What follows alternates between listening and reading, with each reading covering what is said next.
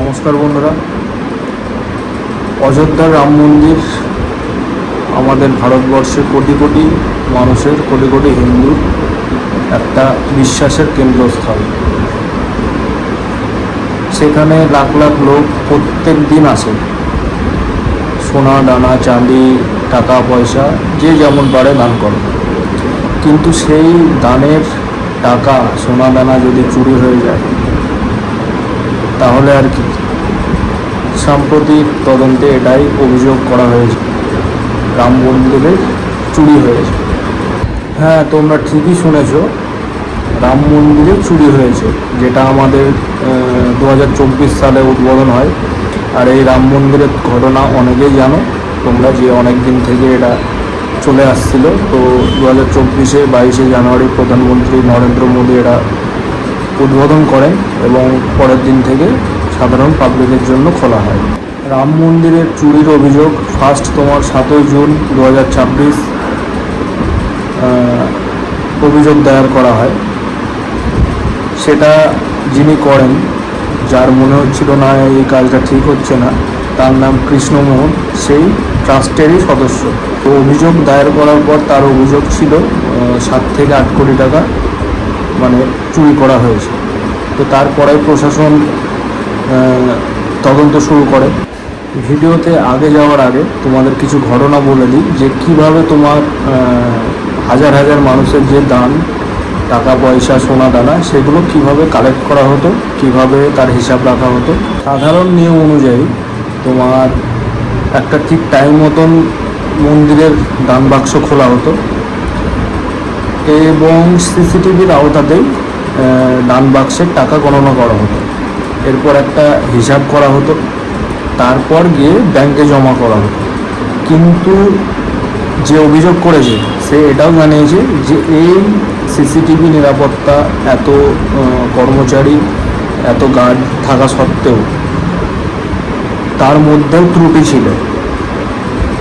ওই ত্রুটিকে কাজে লাগিয়ে যারা মূল অভিযুক্ত তারা এই কাজটা করেছে। এবার তোমার মেন পয়েন্ট, যে কিভাবে চুরি করা হতো। তো পুলিশের তদন্তে এটাই উঠে এসছে যে যারা চোর ছিল তারা যখন দান বাক্স খোলা হতো ওই দানের টাকা কিছু টাকা সরিয়ে রাখা হতো, যেটা তোমার সিসিটিভি আওতায় যে জায়গাগুলো আসে না ওই মন্দির চত্বরে, যেসব জায়গায় সিসিটিভি পৌঁছায় না সেই সব জায়গা তারা ব্যবহার করতো যারা চুরি করেছে। ওই টাকা তোমার ওয়াশরুমে লুকিয়ে রাখা হতো, আর পরে সেটা অল্প অল্প কিছু করে বার করে নিয়ে আসা হতো। মানে কেমন ভেবেছ, যে মানে এগুলো যারা করেছে তারা ট্রাস্টেরই সদস্য, তারা নিজেরাও কেউ কেউ তোমার দোষও স্বীকার করেছে। একজন যিনি উচ্চপদস্থ আছে, চম্পত রায়, তিনিও দোষ স্বীকার করেছেন, ভুল স্বীকার করেছেন নিজের, দিয়ে ট্রাস্ট থেকে সে বেরিয়ে এসছে। আর এই অভিযোগের পর তোমার উত্তরপ্রদেশে পুলিশ দ্বারা এসআইটি গঠন করা হয়, একটা স্পেশাল ইনভেস্টিগেশন টিম। তারা পর্যবেক্ষণ করে দেখে সিসিটিভি ক্যামেরার নজরদারি কম ছিল। তারপর স্ট্যান্ডার্ড অপারেশন প্রসিডিওর এসওপি এইটা মানা হচ্ছিল না ঠিকঠাকভাবে। তারপর তোমার যখন দান গণনা হতো, দান বাক্স খুলে টাকা গণনা করা হতো, তখন সেখানে ভালোভাবে নজরদারি হতো না। এই সব প্রশাসনিক ত্রুটির কারণে এই চুরিটা ঘটে। আর এই ইনভেস্টিগেশনে আরও উঠে আসে যে তোমার 8 জন গ্রেপ্তার হয়েছে। এই 8 জনের নাম তোমার স্ক্রিনে দিয়ে দেবো আমি। আর এরা কিভাবে রাম মন্দিরের সাথে যুক্ত ছিল, কে কোন পদে ছিল, সেগুলো আমি স্ক্রিনে দিয়ে দিচ্ছি, তোমরা দেখে নিও।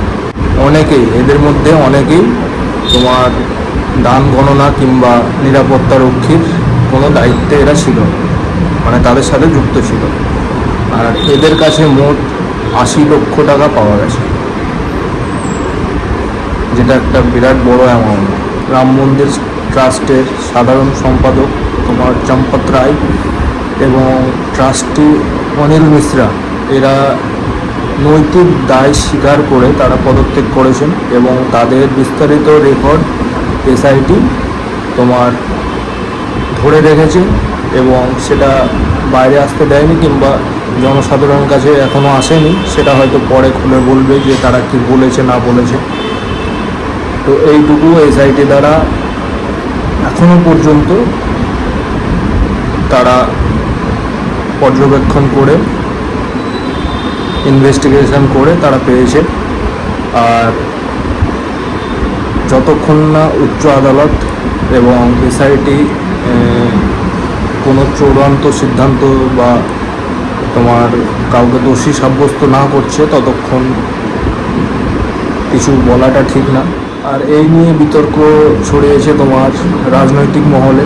বিভিন্ন পার্টি, কংগ্রেস, সমাজবাদী পার্টি, আম আদমি পার্টি, তারা নিজেদের বক্তব্য রাখছে যে রাম মন্দিরে ট্রাস্ট কিংবা নিরাপত্তা কমতি আছে কিংবা এটা কোনো একটা রাজনৈতিক দলের সাপোর্টে করা হয়েছে, এইসব ইত্যাদি ইত্যাদি কথাবার্তা উঠে আসছে, বিতর্ক উঠে আসছে।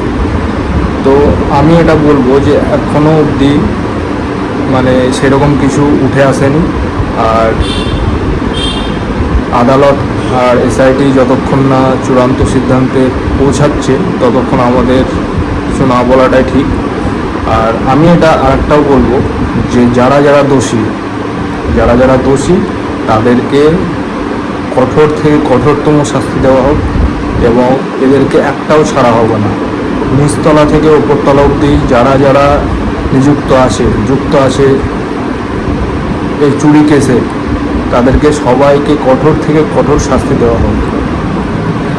আর একটা কথা যে তোমার এতে রামলালার মূর্তি কিংবা তার গহনা কিংবা কোনো সোনার জিনিস এইসব কিছু চুরি হয়নি, শুধু ভক্তদের দান বাক্স থেকে সেই দান বাক্সের টাকা চুরি হয়েছে। তো সেটাতেই অভিযোগ দায়ের হয়েছিল তোমার 26শে জুন। 7ই জুন এই অভিযোগটা ফার্স্ট করা হয়, কিন্তু 26শে জুন তোমার এফআইআর দায়ের করা হয়। আর এটা করেছিল কৃষ্ণমোহন বলে এক ব্যক্তি। তো তাকেও কুর্নিশ জানাই। আর নমস্কার, আমি কুণাল, ভালো থাকবেন, চ্যানেলটিকে সাবস্ক্রাইব করে দেবেন।